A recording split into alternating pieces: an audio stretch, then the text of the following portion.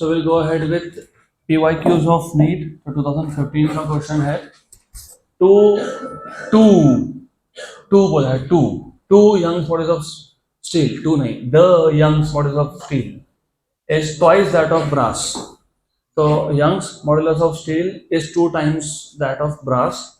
To wires of same length same है, and of the same area of cross section भी same है. One of steel and the other of brass are suspended from the same root. Oh, okay. Root नहीं, roof. Too many printing mistakes. Okay. If we want the lower ends of the wire to be at the same level, तो दोनों wire का जो and है, lower and, क्योंकि एक तो तुमने ऊपर रूफ पे बांध के रखा है, तो दूसरा एंड है, you want them to be at the same level. Then the weights added to the steel and brass wires must be in the ratio of. तो पहले तो क्वेश्चन समझ लो. दो वायर है, एक है स्टील का, एक है ब्रास का. Young's modulus of steel is two times of brass wire. उसके बाद इनिशियल लेंथ सेम बोला है, एरिया ऑफ क्रॉस सेक्शन भी सेम बोला है, राइट. ऊपर से बोला है कि इनका जो लोअर एंड है वो भी सेम लेवल पे चाहिए, मतलब इलोंगेशन भी सेम होना चाहिए. तो क्या क्या सेम है? एल, और क्या सेम है? ए, और क्या सेम है? Delta L, change in length. ये तीन पैरामीटर सेम है. सिर्फ यंग्स मॉडुलस अलग अलग दिया है और आपको पूछा है the weights added to steel and brass wire should be. Weight मतलब बेसिकली फोर्स का रेशो पूछ रहे हैं आपको ये. तो यू मस्ट नो कि Young's modulus is of course F L by A delta L. पक्का पक्का. क्या क्या कांस्टेंट था? लेंथ. और क्या कांस्टेंट था? ए. और क्या कांस्टेंट है? Delta L. इसका मतलब एज यू सी कि y is proportional to f. तो F1 by F2 force on steel to that of brass wire is Y1 by Y2. लेकिन क्वेश्चन में ही बोल दिया इन्होंने कि स्टील का यंग्स मॉडुलस ये टू टाइम्स ऑफ ब्रास है. तो Y1 by Y2 की वैल्यू कितनी है? 2 है.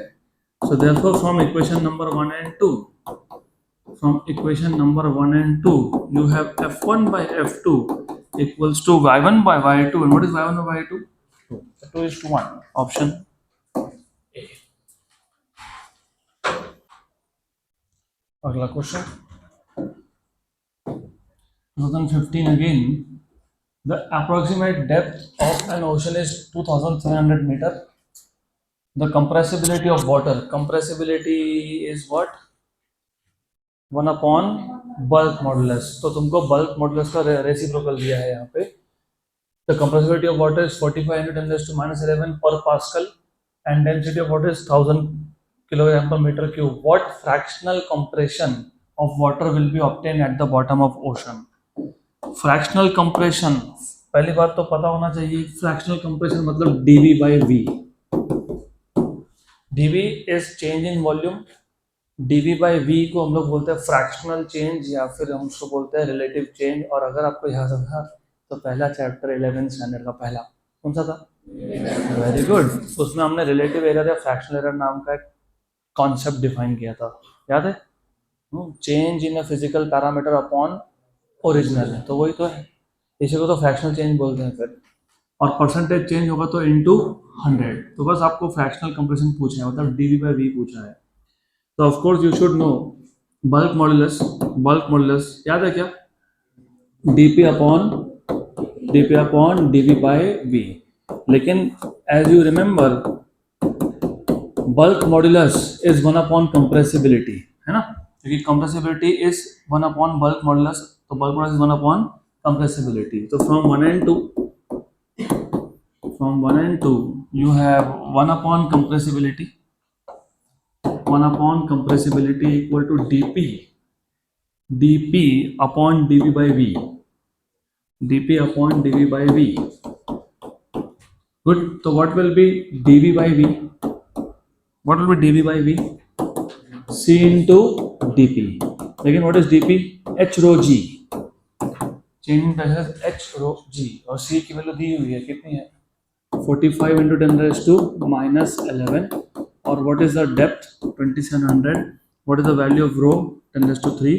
G की वैल्यू 10 लेने के लिए बोला है क्या? नहीं. तो नहीं बोला है तो फिर देखते हैं, we'll see. तो फिलहाल तो 10 ले लो, विल सी जी की 10 ले लो। अब देखो ये 10⁻³ और ये 10⁻⁴ और ये 2 0, 10⁻⁶ और -11 मतलब 10⁻⁵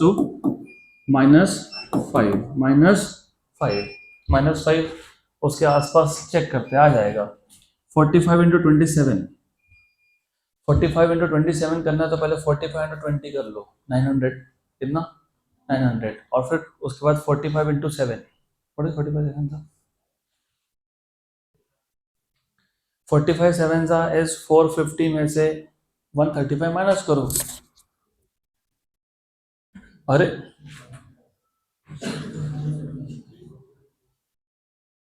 you take too much of time for calculation.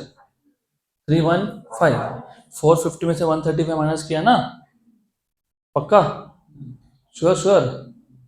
450 में से 315 मतलब 450 में से 135 माइनस करोगे तो कितना आएगा 315, और वो 45 × 20 कितना था 900। What is 900 plus 315? 1215, तो 1215 सही है।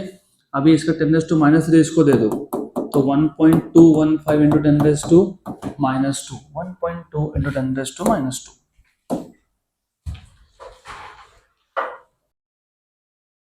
नेक्स्ट क्वेश्चन 2017 का PYQ है। The bulk modulus of a spherical object is B if it is subjected to uniform pressure P. The fractional decrease in radius is। Simple question है, bulk modulus दिया है B और change in pressure SP, और आपको पूछा what is the fractional decrease in radius, fractional decrease in radius. तो how do you plan to solve this question?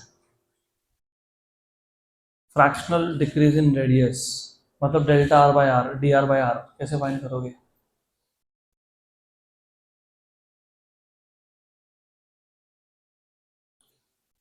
पहले तो तुम मेरे को बताओ बल्क मॉडुलस और प्रेशर, इससे तुमको क्या मिल जाएगा? जैसे यहाँ पे यूज किया फॉर्मूला dV/V मिलेगा, क्या मिलेगा dV/V, तो पहले वो निकालो। बल्क मॉडुलस को यहाँ पे B बोला है और प्रेशर को यहाँ पे P बोला है और अपॉन आएगा dV/V। Bulk modulus is volume stress which is pressure, volume strain which is dV/V। तो यहाँ से तुमको dV/V मिल गया, कितना मिल गया P/B।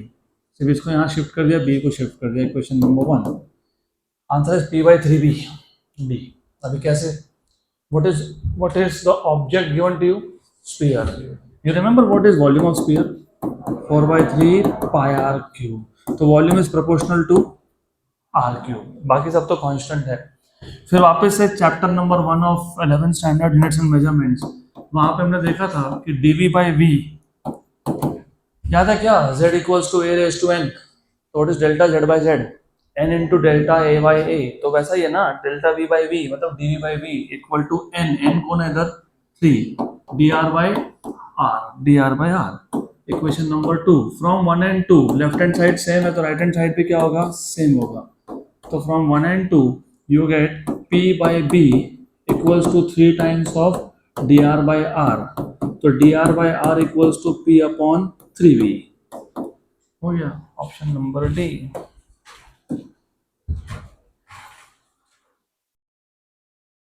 अगला क्वेश्चन, नेक्स्ट क्वेश्चन, अगला क्वेश्चन ये जोक है, जोक 2019 का क्वेश्चन है। When a block of mass m is suspended by a long wire of length l, what is the initial length of the wire? l कितना है? l कितना है? l। The length of the wire becomes L plus small l। The length of the wire becomes L plus small l। तो load कितना लगाया मैंने? M। Length initial कितना था? L। फाइनल लेंथ क्या है? L plus small l। तो how much is elongation? Small l। The elastic potential energy stored in the extended wire is। आपको याद है क्या? Elastic potential energy stored in the extended wire is half load into extension. याद है क्या? What is the load here? mg। तो mgl/2 joke है वो, तो बोलो इट इज अ जोक। खत्म। तो ये क्वेश्चन में कुछ था ही नहीं सॉल्व करने जैसा, सिर्फ ये याद होना चाहिए, elastic potential energy stored in the wire is half load into extension, load is mg, extension is l। खत्म।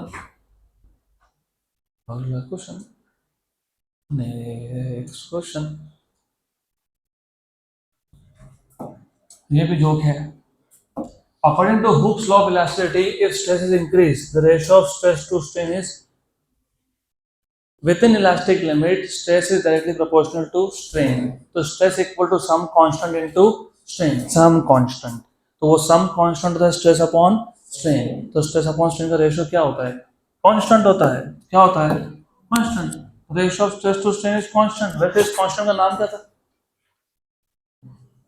भूल गए। मॉडुलस ऑफ इलास्टिसिटी, क्या बोलते हैं इसको?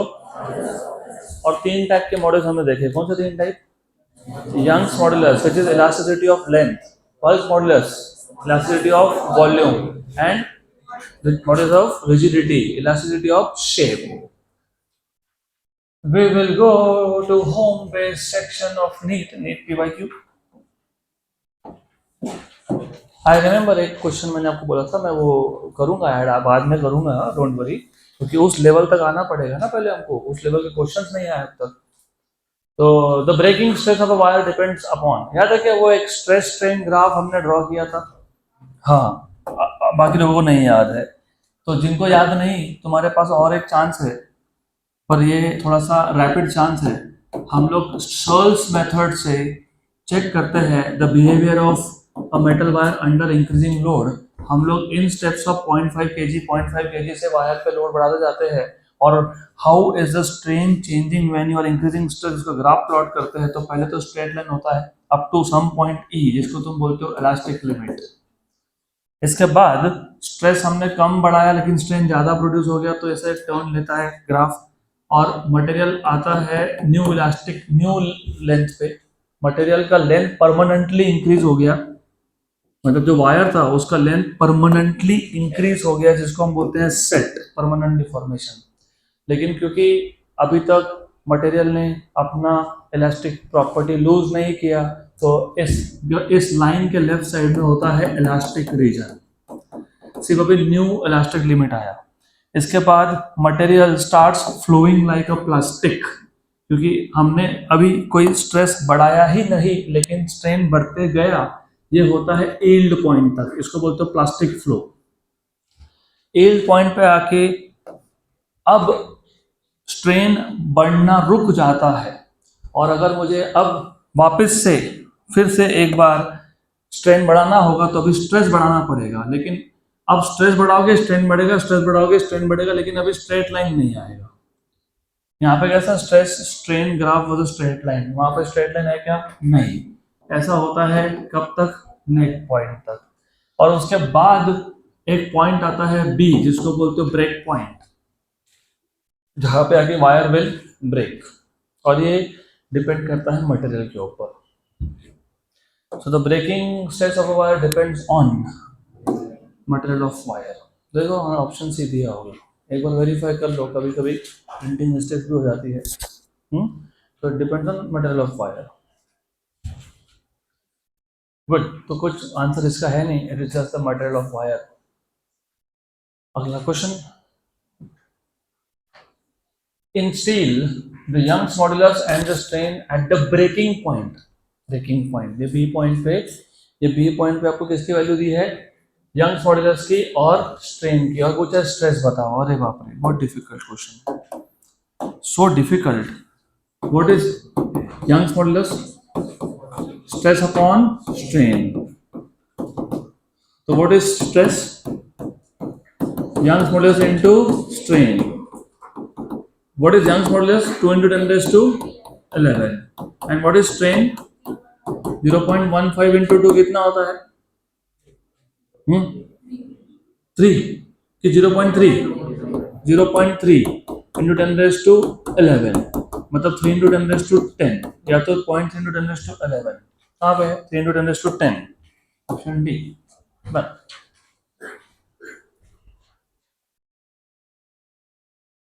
चलो अगला question, next question.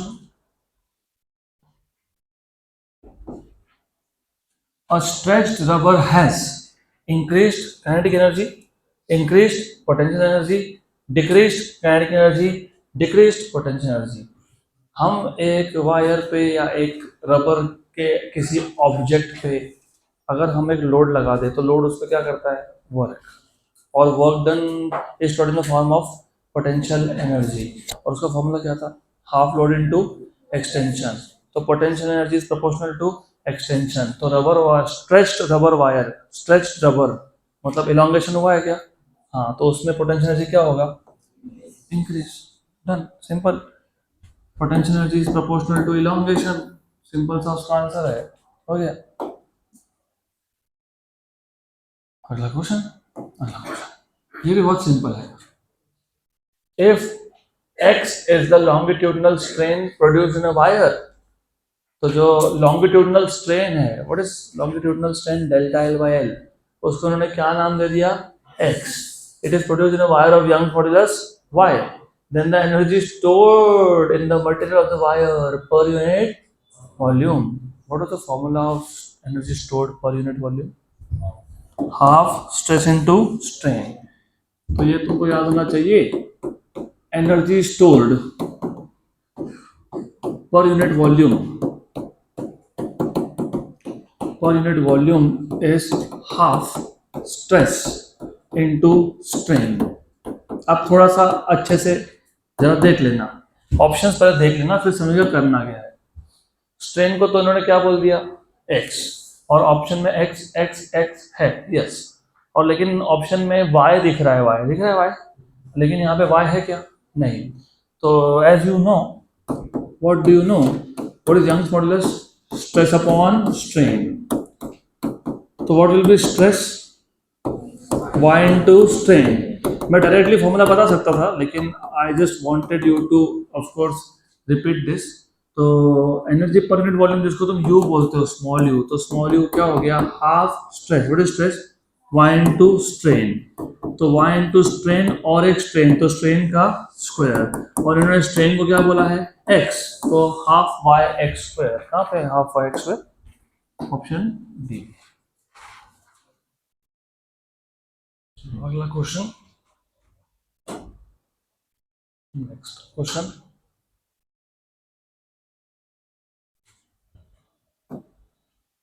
the isothermal bulk modulus of a gas at atmospheric pressure is, isothermal bulk modulus और एडियाबैटिक बल्क मॉडुलस, जैसे दो चीज तुम सीखोगे।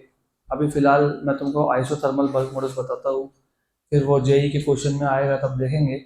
Isothermal bulk modulus, isothermal bulk modulus of a gas at which pressure, atmospheric pressure is equal to pressure, is equal to pressure. तो isothermal bulk modulus की value क्या होती है, इक्वल्स टू प्रेशर, और यहाँ पे प्रेशर कितना है, 1 एटमॉस्फेयर, क्योंकि उन्होंने क्या बोला है, at atmospheric pressure. What is the value of 1 atmosphere, मैंने बहुत बार बताया आपको, 1.013 इंटू 10⁵ न्यूटन पर मीटर स्क्वायर। तो हो गया आंसर खत्म, कुछ सॉल्व करने जैसा था ही नहीं, इट्स टू सिंपल।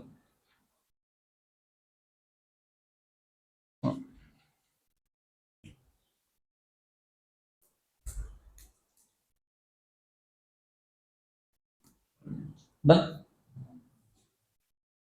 तो अभी आएंगे हम जेई मेंस के क्वेश्चन। अब थोड़ा सा कुछ होगा सॉल्व करने जैसा, नहीं तो it was quite boring, simple simple questions. Finally, तो ध्यान दो, जेई मेंस का पहला क्वेश्चन 2013 का पीवाईक्यू है। One end of a horizontal thick copper wire of length 2L and radius 2R is welded to an end of another horizontal thin copper wire of length L and radius R. Good.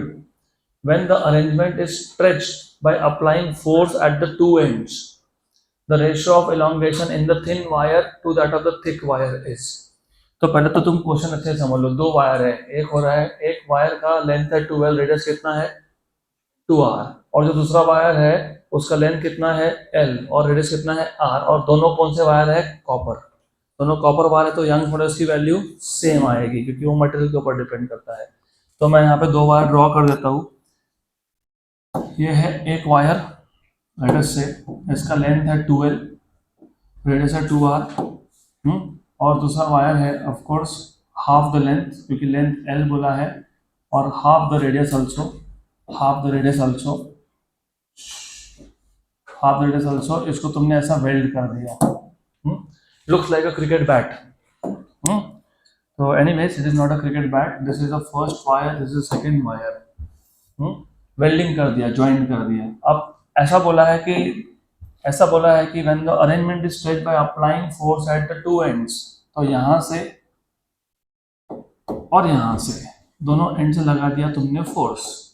Good, तो force apply कर दिया। तो मान लेते हैं कि यहाँ पे भी F फोर्स है, यहाँ पे भी F फोर्स है, ऐसा इमेजिन कर लेते हैं, क्योंकि उन्होंने कहीं बोला नहीं है कि फोर्स सेम है क्या, तो मान लेते हैं सेम ही फोर्स है।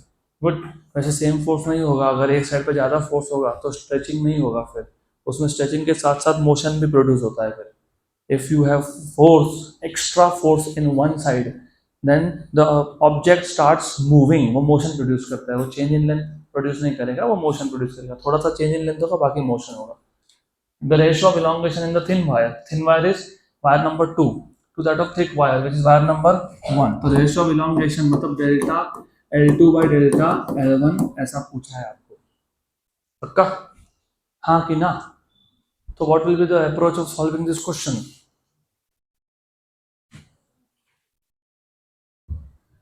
अरे इतने सिंपल क्वेश्चन है, फिजिक्स सिंपल है, सिर्फ प्रॉब्लम ये है कि आप लोग सोचते ही नहीं हो। You always keep your thought process in shutdown mode. Turn it on. क्या फाइंड करना है? elongation. मटेरियल सेम है तो यंग मॉडुलस सेम है, तो elongation डेल्टा L और Y ये कौन से फॉर्मूला में आता है? Y के फॉर्मूला में। तो Y के फॉर्मूला से स्टार्ट करो। What is the formula of Y? FL upon A delta L। Very good, पक्का पक्का। अभी पहले आइडेंटिफाई कर लो कि क्या कांस्टेंट है, ये कांस्टेंट है, ये कांस्टेंट है, बस ये दो ही कांस्टेंट है। ओके, तो मैं काम करूंगा इस इक्वेशन में थोड़ा मॉडिफाई कर लेता हूँ पहले इसको। मैं इस इक्वेशन को मैं सिर्फ ऐसा लिख रहा हूँ, ये y को यहाँ ला रहा हूँ और ये डेल्टा L को यहाँ लेके आ जाता हूँ, क्योंकि मुझे डेल्टा L का रेशो चाहिए ना। अब मैं बोलता हूँ कि ये कांस्टेंट है और ये कांस्टेंट है, इसका मतलब डेल्टा L किस पे डिपेंड करता है? L और A पे। तो delta L is proportional to L by A, लेकिन you remember A is proportional to R square. Area of cross section क्या होता है? Pi R square. तो A is proportional to R square, तो आपको मिल गया relation delta L is proportional to L by R square. तो delta L2 by delta L1 क्या आएगा? L2 बाय L1, और इनवर्स तो R1 बाय R2 का square. What is L2? L। तो L2 की वैल्यू थी L और L1 की वैल्यू थी 2L था ना। पहले वायर का लेंथ 2L है ना, पहले वायर का लेंथ कितना है? 2L, और इसका कितना है? L। पक्का पक्का, good good. R1 by R2, what is R1? 2R, और ये कितना है? R, इसका क्या है? Square. Very good. L cancel, R cancel, 2 square is 4 और नीचे 2, तो कितना है रेशो? 2:1 option C. चलो अगला question, next question. Two wires are made up of same material, Young's modulus is same and have the same volume. Volume same है ना, area same बोला है ना, लेंथ सेम बोला है, वॉल्यूम सेम बोला है। What is volume of a cylinder? Area into length. तो वॉल्यूम सेम मतलब A इंटू L का प्रोडक्ट इज कांस्टेंट, तो ये याद रखना, वॉल्यूम सेम है। However wire 1 has cross sectional area A, wire 2 has cross sectional area 3A। If the length of wire 1 increases by delta x, मतलब delta L1, elongation of the first wire is delta x, on applying force F, how much force is needed to stretch the wire by the same amount? अच्छा, good question, simple question. तो सबसे पहले you start by identifying what is constant. तो they are telling you कि material same है तो young modulus constant है। They are telling you कि वॉल्यूम भी कांस्टेंट है, और वॉल्यूम कांस्टेंट होने का मतलब ये होता है कि product of area into length is constant, और इसका मतलब ये होता है कि A1 L1 equals to A2 L2। ये कांस्टेंट है ना, तो फिर A1 L1 equal to A2 L2, या तो फिर V कांस्टेंट तो V1 equal to V2। What is the volume of first wire A1 L1 and second का A2 L2। उसमें से तुमको एरिया ऑफ फर्स्ट वायर कितना दिया हुआ है A, और दूसरे का 3A। तो अब एक काम करना, यहाँ से तुमको L1 बाई L2 मिल सकता है which is A2 by A1। L1 by L2 A2 by A1। A2 की वैल्यू कितनी दी हुई है 3A, कितनी बोली है 3A, तो ये दिया हुआ है तुमको 3A। चलो यहाँ लिख देता हूँ मैं, L1 by L2 equal to 3A, और ये कितना है A, तो L1 बाई L2 का रेशियो कितना आ गया 3, तो ये रेशियो मिल गया। और ऊपर से बोला है सेम इलॉन्गेशन प्रोड्यूस करने के लिए, मतलब डेल्टा L भी कांस्टेंट है। पहली वायर पे अगर मैंने फोर्स लगाया था F, तो दूसरी वायर पे कितना फोर्स लगाना चाहिए, that is the question. How much force is needed to stretch wire two by the same amount. Same amount मतलब पहले में जितना इलॉन्गेशन था उतना ही सेकंड वायर में भी क्या होना चाहिए, इलॉन्गेशन। Very good. तो अब of course you start by formula of Young's modulus y equal to, what is Young's modulus का formula, F L A delta L। Identify what things are constant। This is constant and this is constant, हाँ कि ना, पक्का पक्का, sure sure, good. तो ये A यहाँ पे गया, और L को भी शिफ्ट कर दिया, right, is proportional to F। बाकी दोनों क्या थे, कांस्टेंट थे, तो F is proportional to A by L। तो F2 bye F1 equal to A2 by A1 और L1 by L2। What is A2 by A1, what is A2 by A1, कितना 3, पक्का ना, sure sure. And what is L1 by L2, 3, 3 है ना, हाँ, तो 3 into 3 9। तो F2 is 9 times of F1। F1 को क्या बोला है तुमने, F, 9F, option number D.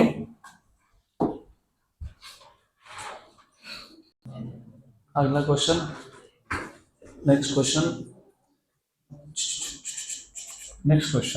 बहुत ही सिंपल क्वेश्चन है, extremely simple. A wire elongates by, पहली बात तो ये 1 mm होना चाहिए, इन्होंने LMM लिखा है, वैसे फर्क नहीं पड़ता 1 mm बोले या LMM बोले, आंसर तो सेम आने वाला है, ठीक है। A wire elongates by LMM when a load W is hang from it. तो वायर के नीचे अगर मैंने एक W लोड लगा दिया, वेट लगा दिया, तो एलोंगेशन है L। if the wire goes over a pulley and two weights, दो weight W each are hung at the two ends, the elongation in the wire will be। तो ऐसा question है, दो केसेस दिए हुए आपको। पहले केस में लेट अस से दिस इज रिजिड सपोर्ट। पहले केस में हमने जो वायर है डायरेक्टली इस रिजिड सपोर्ट को लगा दिया, डायरेक्टली, और हमने इसके फ्री एंड पे लगा दिया एक लोड। तो what we are doing is we are putting a load W on its free end। तो यहाँ पे आ गया लोड, और इसकी वजह से elongation हो गया L। ये था ओरिजिनल लेंथ, यह है elongation L। अब इसी वायर को हमने ऐसा किया, सबसे पहले what we are doing here is हमने एक पुली लिया, this pulley is suppose to be smooth and frictionless, और पुली को हैंग कर दिया किससे, रिजिड सपोर्ट से। उसके बाद इसके ऊपर से वायर पास किया, ये सेम वायर, सेम तो सेम वायर है, तो वायर में कोई चेंज नहीं है, वही वायर है सेम। और जब ऐसा होता है तो remember what was the total length L। तो अभी इस साइड में आएगा L/2, इस साइड में आएगा L/2। तो ये याद रखना आपको, half length, half on this side, half on that side, ऐसा आएगा। और मैंने इन दोनों के नीचे सेम लोड लगा दिया W, इधर भी W, उधर भी W। तो what will be the elongation in the second case, ऐसा क्वेश्चन है, बताओ।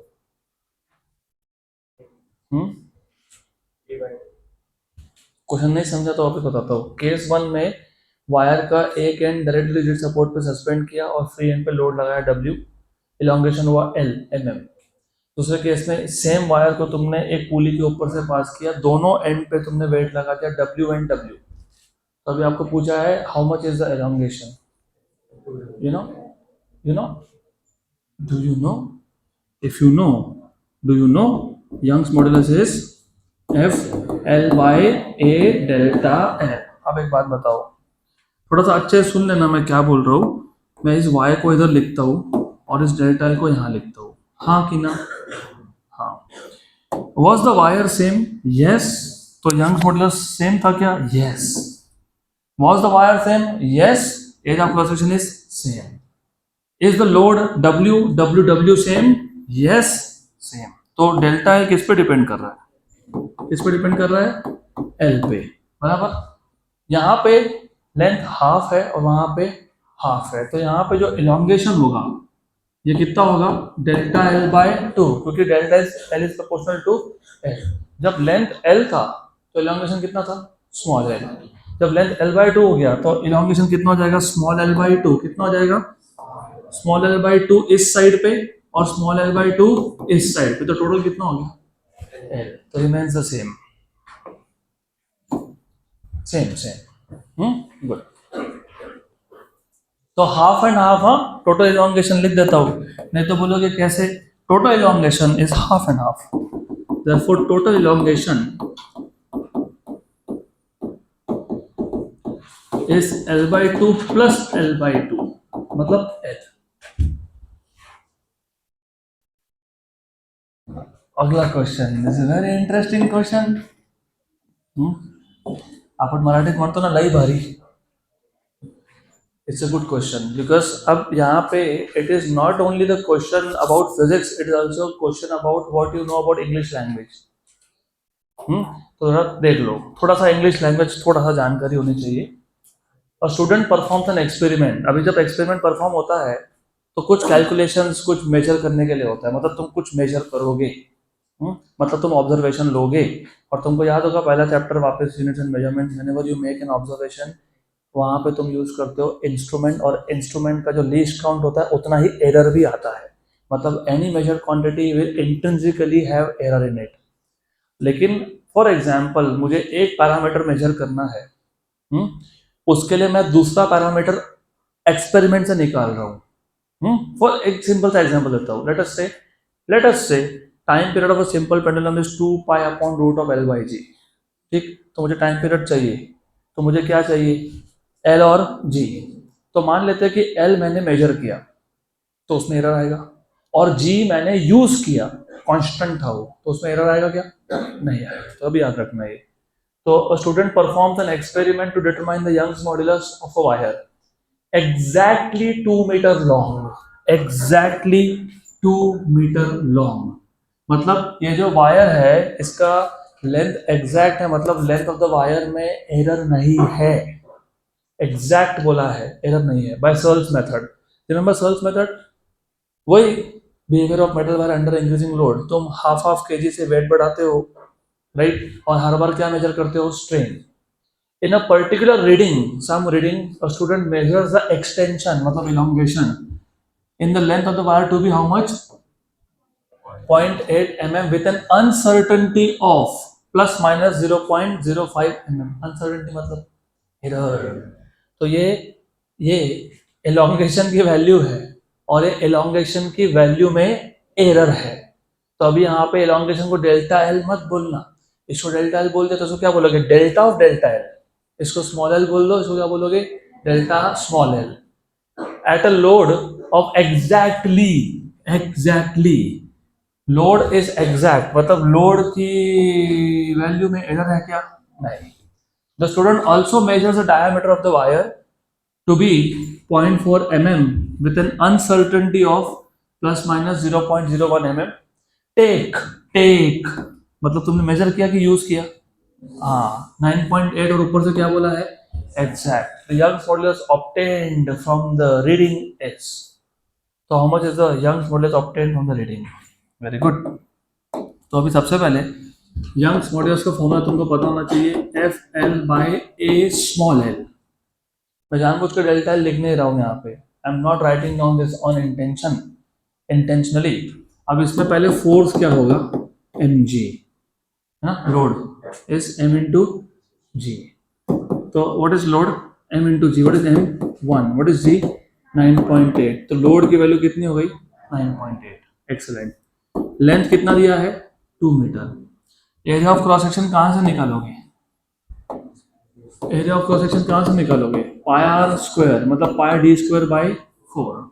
और जो डी की मेजर्ड वैल्यू है, मैं एरर की बात नहीं कर रहा हूँ, मैं मेजर्ड वैल्यू की बात कर रहा हूँ। What is the measured value of D, 0.4 mm मतलब 0.4 इंटू 10 रेज़ टू -3 मतलब 4 into 10 raise to -4, 4 into 10 raise to -4 का square divide by 4, 4 square is 16, 16 by 4, तो ऊपर क्या बचा 4, 4 पाई इंटू 10 रेज़ टू -8। आपको पता है 4 पाई मतलब 12.56 इंटू 10 रेज़ टू -8, ये एरिया आ गया। और क्या चाहिए, extension. How much is the extension, how much is the extension 0.8 mm मतलब 8 इंटू 10 रेज़ टू -4 मीटर, बराबर, गुड, पक्का पक्का। देन अब y equals to F L, F capital L, A small L, what is F 9.8, what is this 2, what is A 12.56 into 10 raised to -8, and what is that 8 into 10 raised to -4, very good, पक्का पक्का, sure sure, 100%, good. तो congratulations, you have wasted your time. दिख नहीं रहा था तुमको, 2 2 2 2 2 2 2 2 10 raised to 11 10 raised to 11 10 raised to 11 10 raised to 11 2 2 2 2 10 raised to 11 10 raised to 11 10 raised to 11 10 raised to 11।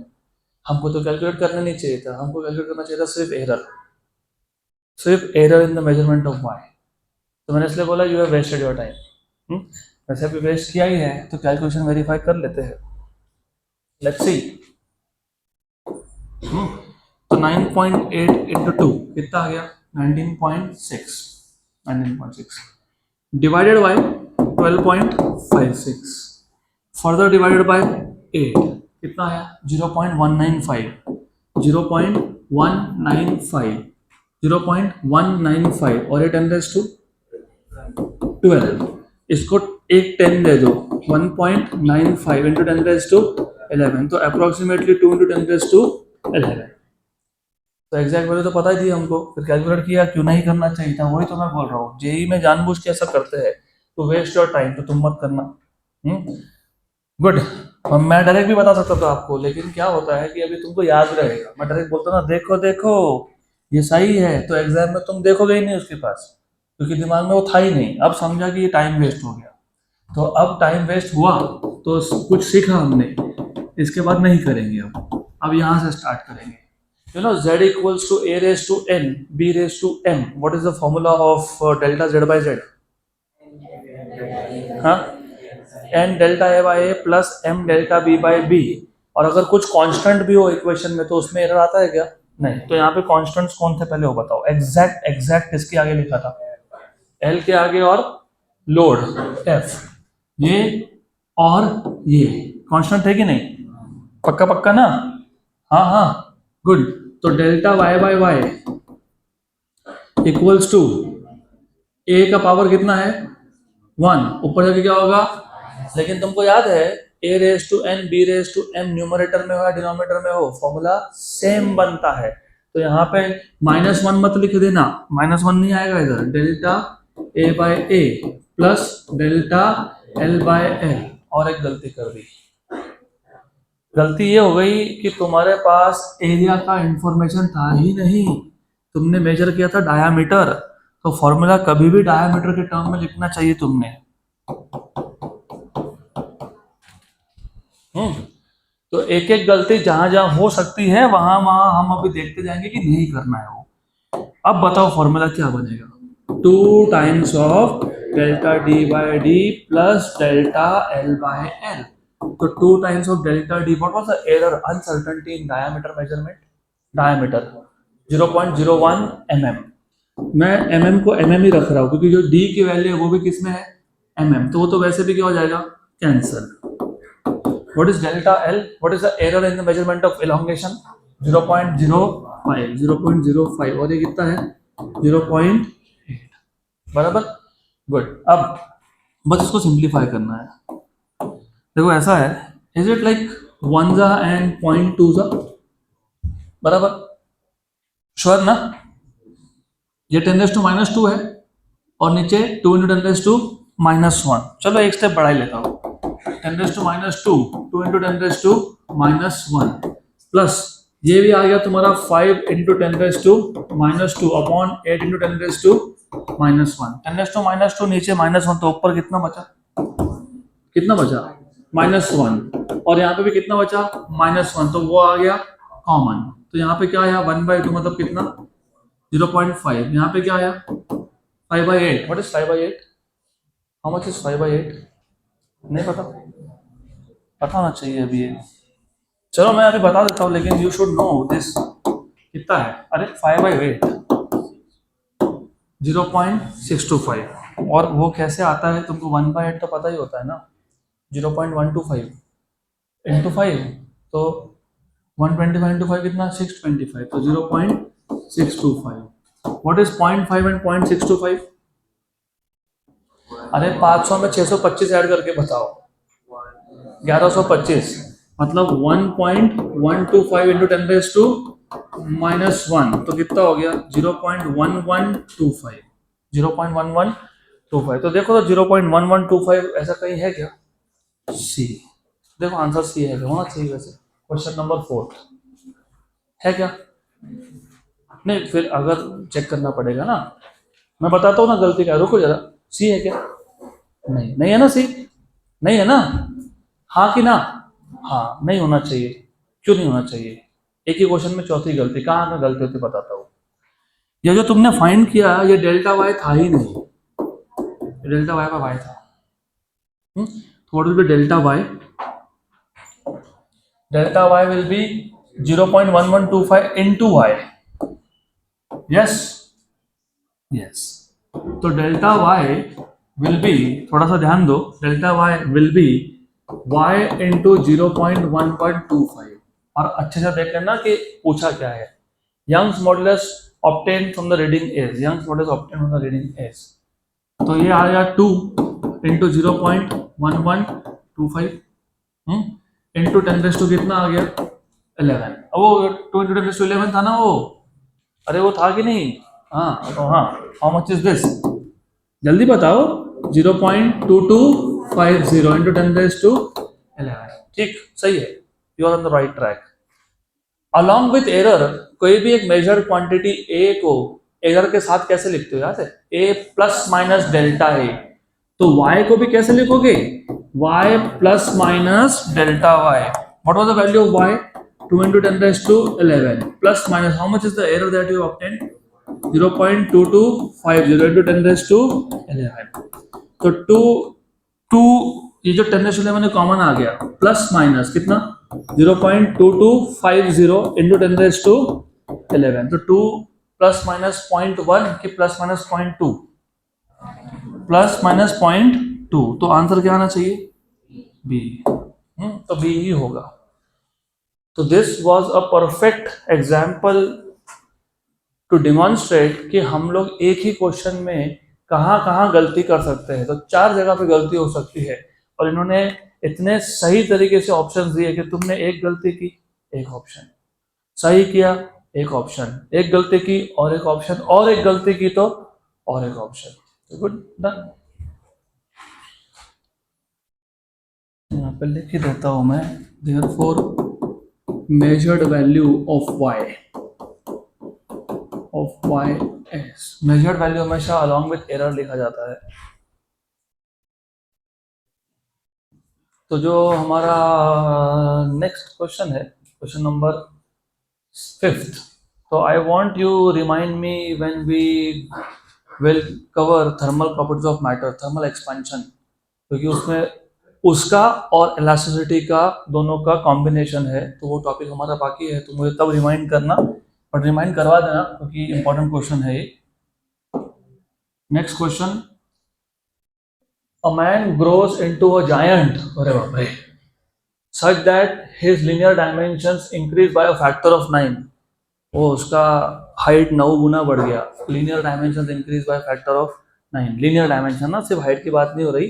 Assuming that his density remains same, the stress in the leg will change by a factor of. Good question.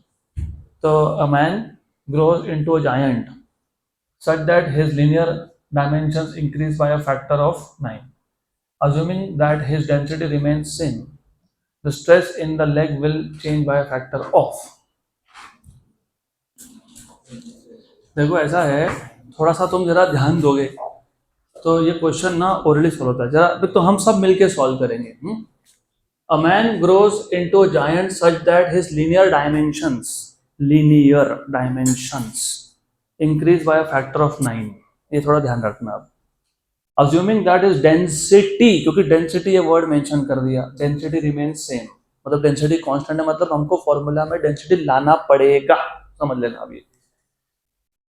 The stress in his leg, in the leg, अभी पहले बात तो जैसे stress बोल दिया, stress will change bye factor of, you know what is stress, force upon area. What is force? Weight of man upon area. What is weight of man? mg upon area, है कि नहीं, बराबर कि नहीं? तो मैं इसको ऐसा लिखूं क्या? थोड़ा सा जरा सोचोगे सुनोगे तो आंसर भी आएगा। Stress is proportional to weight, weight is proportional to mass. G की वो चेंज होने नहीं वाली ना, होने वाली है कि चेंज नहीं होगी ना चेंज। जी की वैल्यू तो प्लैनेट के ऊपर डिपेंड करता है, वो मैन का प्लैनेट छोड़ के दूसरे प्लैनेट पे गया क्या? नहीं, वो तो अर्थ पे ही है ना। You know what is density? Mass upon volume. तो what is mass? Volume into density, volume into density. लेकिन डेंसिटी क्या बोला है? कांस्टेंट। तो कांस्टेंट बोला है तो मैं प्रोपोर्शनल में लिखूंगा क्या? नहीं। आगे ध्यान में, तो स्ट्रेस टू मतलब सेकंड केस में stress upon stress 1, first case में stress is volume 2 upon volume 1, क्योंकि डायरेक्टली प्रोपोर्शनल किसको है? वॉल्यूम को, और इनवर्स किसको है? एरिया को। तो A1 बाई A2, ठीक, बराबर 100%। लीनियर डायमेंशन कितना गुना बढ़ा? तुमको पता है वॉल्यूम, चलो इसको और एक स्टेप लिखते हैं। यू नो व्हाट इज, अगर मैं मान लो अगर मैं वो मैन को क्यूब मान लेता, क्यूब, तो what is volume of cube? Side cube. Volume of cube is side cube. तो ऐसा आएगा कि नहीं? हाँ, अगर वैसा आएगा तो इधर मैं क्या लिखूंगा? क्या लिखूंगा? अरे बताओ जरा, हाँ जल्दी बताओ। L1 बाय L2 का क्यूब, हमें और चेंज करने वाला, डोंट वरी कर। अरे जरा रुको, जरा रुको, रुको जरा। अब मुझे बताओ, अगर तुम क्यूब मान ही रहे हो तो क्यूब का हर एक फेस क्या होता है? स्क्वायर होता है कि नहीं होता है? और एरिया ऑफ स्क्वायर क्या होता है? L square. तो काट साट के क्या आया? तो स्ट्रेस 2 बाय स्ट्रेस 1 कितना आया? L2 बाय, और उन्होंने क्या बोला? 9 गुना बढ़ा। L2 is 9 times of L1, तो क्या आएगा आंसर? 9 टाइम्स। तो it changes by factor of 9। Option B, बराबर ना? सही है? आंसर चेक कर लो, सही है क्या? हाँ, हो गया, डन, खत्म।